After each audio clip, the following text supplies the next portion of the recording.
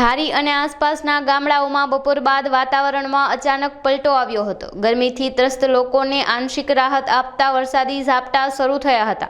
ઝાપટું પડતાની સાથે જ રસ્તાઓ પર પાણી વહેતા થયા હતા અને વાતાવરણમાં ઠંડક પ્રસરી હતી।